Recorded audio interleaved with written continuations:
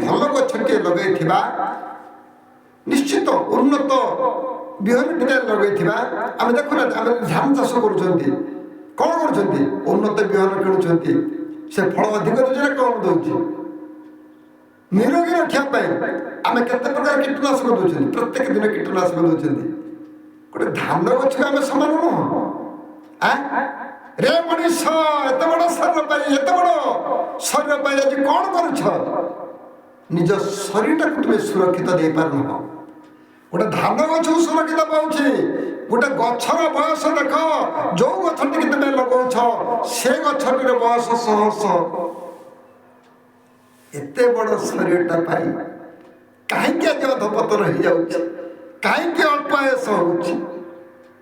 ଆମ ନିଜ ଶରୀରକୁ ଆମେ ଠିକ କୀଟନାଶକ ଦେଇନାହାନ୍ତି। ଏ କୀଟନାଶକ ଦେଲେ ବାବାରେ ଏ ଶରୀର ସୁସ୍ଥ ରହିବ। ଯେ ପର୍ଯ୍ୟନ୍ତ ବାବୁ ଏ କୀଟନାଶକ ଦଉଥିବୁ ଶରୀର ସୁସ୍ଥ ରହିଥିବ।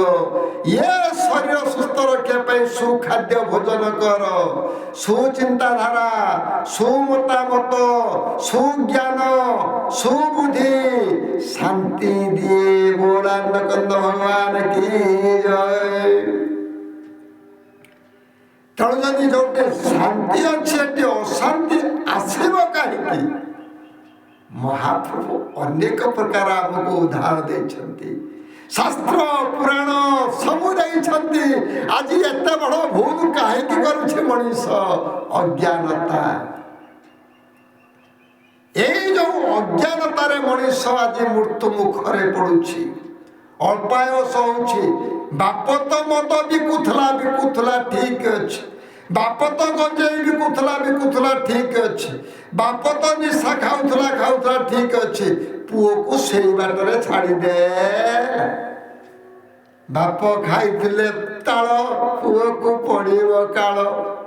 ବାପ ଭୁଲ କରିଥିଲା, ପୁଅ ବି ସେଇ ଭୁଲ ବାଟରେ ଚାଲିଗଲା। ବାପ ଯାହାର ଜ୍ଞାନୀ, ବାପ ଯାହାର ମାନି, ବାପା ଯାହାର ସୁଜ୍ଞାନୀ, ସେ ଶାନ୍ତି ନିଶ୍ଚିତ ପାଇବ। ବାପା ଯଦି ପଣ୍ଡିତଗିରି କରୁଥିବେ, ପୁଅ ଯଦି ପଣ୍ଡିତଗିରି ନ କରି ରାସ୍ତା କଡ଼ରେ ଫୁଟପାଥରେ ଯାଇ ପାନ ଦୋକାନ ଟିଏ କରୁଥିବ, ପଣ୍ଡିତ ପୁଅ ବୋଲି କେହି ଜଣେ କହିବ ନା? ପୁଅ ଯଦି ସେଇଭଳି ପଣ୍ଡିତର ଭେଷ ହବ, ପୁଅ ଯଦି ସେଇଭଳି ପଣ୍ଡିତଗିରି କର୍ମ କରିବ, ତେଣୁ ବାପ ଅଧିକ ପୁଅ ହବ। ଆମେ କୋଉଥିରେ ଅଧିକ? ବାପ ପିଉଥିଲା 1 ଲିଟର ମଦ, ପୁଅ ପିଉଛି 2 ଲିଟର ମଦ। ବାପ ବିକୁଥିଲା କେଜିଏ ଗଞ୍ଜେଇ, ପୁଅ ବିକୁଛି 2 କେଜି ଗଞ୍ଜେଇ। ବାପ କେତେ ଘର ବୁଡ଼ଉଥିଲା, ପୁଅ ଆଉ 10 ଘର ବୁଡ଼େଇଲା। ଏଇଥିରେ ବାପ ଅଧିକ ପୁଅ। ସେ କଥା ମହାପ୍ରଭୁ କହିଲେନି। ମହାପ୍ରଭୁ କହିଲେ କ'ଣ ଜାଣିଛନ୍ତି? କହିଲେ ବାପ ମାର ଉଦାହରଣ ଦେଇଦେଲେ। ମହାପ୍ରଭୁ ବାପ ମାଙ୍କର ଉଦାହରଣ ପୁରାଣ ଶାସ୍ତ୍ରକୁ ନେଇ ଦେଇଦେଲେ। କ'ଣ ଦେଲେ? କହିଲେ ମା ସବୁବେଳେ ସିନା କୂଳରେ ଧରେ ପୁଅକୁ, ପୁଅ ଝିଅକୁ ମା କୂଳରେ ଧରେ, କାଖେଇକି ରଖେ, କୁଣ୍ଢେଇକି ରଖେ, ମାୟା ଭିତରେ ରଖେ। କିନ୍ତୁ ବାପା ସେତିକି କଲେ ନାହିଁ। ବାପା କହିଲେ କ'ଣ ନା ବାପା ଅଧିକ ପୁଅ ହବ। ବାପା ସେ କଥା କହିଲେ, ମହାପ୍ରଭୁଙ୍କର ଭାବରସ କଥା। ବାପା ପୁଅକୁ କ'ଣ କଲେ? କାନ୍ଧରେ ବସାଇଲେ, ଦାଣ୍ଡରେ ବୁଲେଇଲେ। ବାପା ଦେଖ, ମୁଁ ଯେତିକି ଦେଖିଥିଲି ମୋ ଅପେକ୍ଷା ତୁ ଅଧିକ ଦେଖ। ବାପ ଅଧିକ ପୁଅ, ତାକୁ ହିଁ କୁହନ୍ତି। ତାକୁ କୁହନ୍ତି ବାପା ନିଜେ ଦେଖିଲା କଲେ ସଂସାରକୁ ଦେଖ। ଆଜି ମନ୍ଦିରକୁ ଯାଉଛନ୍ତି, ଛୋଟିଆ ପୁଅଟିକୁ ନେଇକି ଯାଇଛନ୍ତି, ତାକୁ ଦେଖାଯାଉନି ଉପରକୁ, ସମସ୍ତେ ଘେରି ଯାଇଛନ୍ତି। ବାପା କ'ଣ କରେ? ଏ କଥା କ'ଣ ମଣିଷ ଜାଣିନି? ବାପା ତାକୁ କାନ୍ଧରେ ବସେଇ ଦିଏ। ଦେଖ ବାପା, ଦେଖାଉଛନ୍ତି ପ୍ରଭୁ ନା? ହଁ ବାପା, ମୁଁ ଦେଖିଦେଇଛି। ଦେଖାଉଛନ୍ତି ଦେବତା, ଦେଖାଉଛନ୍ତି ନା? ହଁ ଦେଖିଦେଲି।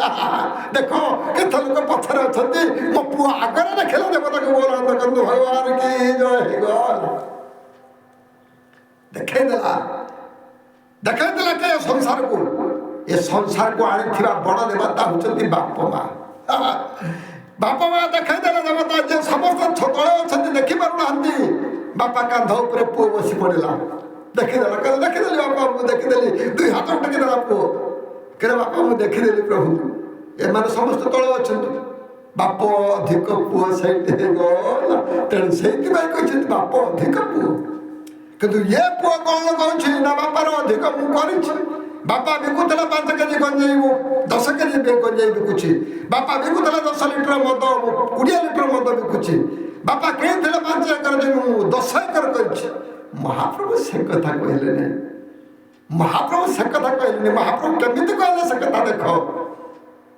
ଆଜିର ମଣିଷ ଅଜ୍ଞାନର ବଶବର୍ତ୍ତୀ। ବାପ କହୁଛି ମୁଁ 10 ଘର ଚୋରି କରୁଥିଲି, ପୁଅକୁ ଶିଖେଇଲା 20 ଘର ଚୋରି କରିବା ପାଇଁ।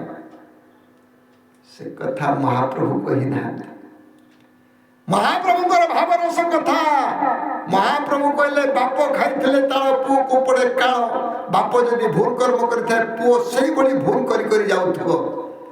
ବାପ ମା ଯଦି ପଣ୍ଡିତ ହେଇଥିବେ, ପୁଅମାନଙ୍କୁ ସେଇ ବାଟରେ ଯିବା ପାଇଁ ପ୍ରବର୍ତ୍ତାନ୍ତି।